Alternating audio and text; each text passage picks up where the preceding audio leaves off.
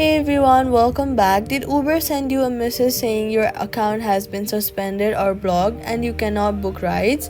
Here's what that means and what you can do about it. First, go ahead and check your email app.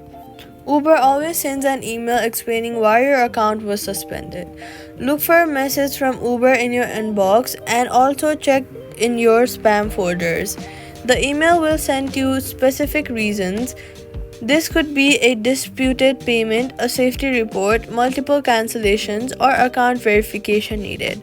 Whatever the reason is stated in the email, that's what you need to address.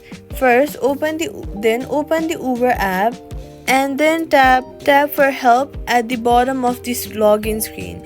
You do not need to be logged in. Tap account and then tap account got suspended and tap the option to contact Uber support. Explain your situation clearly and ask them to review your account, and if the suspension is due to an unpaid ride or payment issue, settling that payment usually gets your account restored within 24 hours. Be polite and clear in your message. Uber support team responds to appeals. So all you gotta do is check your email for the reason, tap help in Uber app, contact support and explain your situation. Most suspensions get reversed and with the right appeal, and that's it.